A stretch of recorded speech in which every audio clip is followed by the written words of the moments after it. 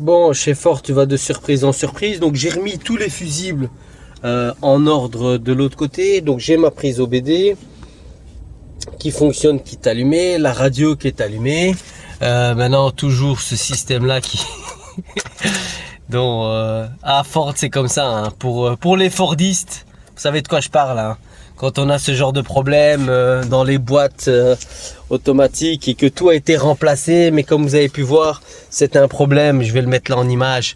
Pas de communication avec le calculateur moteur. Donc, vous voyez que c'est un système, un SIM 22, non 210. Je crois que c'est un SIM 210. Bref, le calculateur, pas de communication. Enfin, c'est vraiment, j'ai envie de dire, sorti tout l'outillage possible, imaginable. Vous allez voir, ça c'est ce qu'on appelle une bonne Ford dans le jargon. Hein, quand tout a été démonté au niveau des câblages et qu'on a été voir l'ensemble des alimentations ici et que tout est bon, on me dit qu'on a changé eh bien l'actuateur ici, les moteurs, et qu'en réalité il n'y a pas de communication avec le calculateur moteur. On peut voir c'est un SIM 210. Donc voilà. Les alimentations sont convenables, donc on soupçonne bien évidemment le calculateur. Vous voyez bien chez Ford, une fois que vous avez commencé, voilà. Maintenant je vais mettre après avoir mis la famille des Topdon et l'ensemble des multimarques, on va passer par le ForScan ici. Vous connaissez le tool, on va voir ça tout de suite. Allez en live. Donc oui, je sais pas ce qu'il me veut. Il va identifier le véhicule. Il me demande est-ce que c'est ça, ci, sous. Ben ça doit être non. Ça ressemble à ça.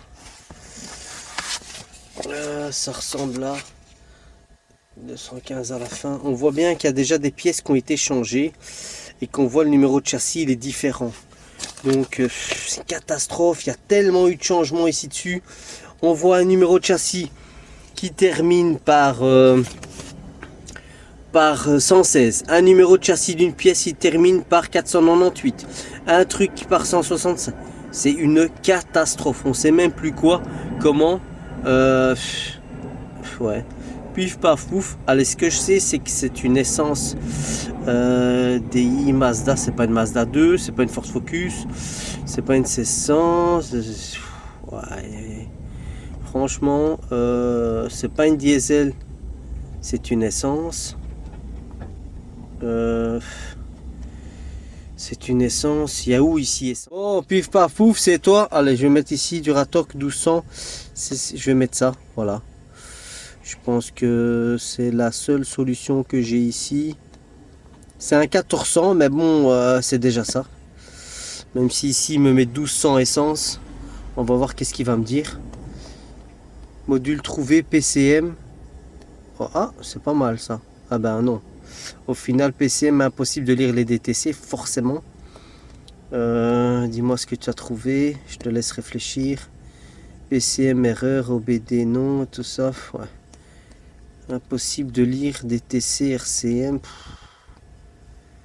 Ouais, catastrophe, catastrophe. Même avec le ForScan, c'est une vieille version. Hein. Ouais, moi, ForScan, je le connais depuis quelques années maintenant. Je crois que c'est une des toutes premières versions. Quoique j'avais refait des mises à jour. Super soft, hein, au passage, pour Ford. Il fait pas mal de petites choses. Non. Oh, ouais. Erreur, donc là, il n'a rien trouvé dans le PCM, calculateur moteur. ABS, impossible de lire les défauts. Ah, c'est pas possible ça, alors que mon ami Topdon avait trouvé, mais j'étais passé par un autre système. Donc ici, ça va pas. Bon, tout erreur, toi-même. Dans certaines situations, on a les multimarques qui peuvent nous aider, hein. Et vous allez voir que ça va être plus facile. Je reviens tout de suite. Voilà. Donc je reconnecte le toute marque. Et lui, quand je le mets moi-même, il me dit qu'il arrive à rentrer avec le tableau de bord, avec l'ABS, avec le calculateur de... C'était quoi encore? RCM, c'est airbag, hein, non? C'est ça? Normalement c'est airbag, enfin bref. Mais qu'il n'arrive pas à rentrer en communication avec le PCM ni le TCM. Donc je rappelle, PCM c'est le calculateur moteur qu'on appelle l'EQ, celui que j'ai parlé là, le SIM 210, et le TCM, eh bien c'est le calculateur de transmission. Donc pas de communication avec le TCM, donc c'est le module de commande de transmission. Et voilà, donc ici, là forcément, qu'est-ce qu'il va me dire? Ligne manquante, c'est souvent l'ABS qui va pouvoir me dire qu'est-ce qu'il en est, parce que lui, voilà, défaut de communication avec l'EQ, avec EQ ABS et le PCM. Donc l'ABS, lui, il y a de la communication, et c'est pour ça qu'il me donne pas les kilométrages, parce que on sent qu'il y a un problème de communication avec lui. Donc si je vais voir directement, si je vais rentrer dans le système,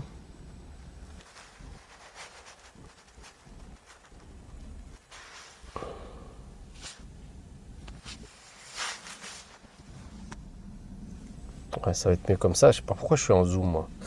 Bref, lire les défauts. Non, j'ai pas besoin de lire les défauts.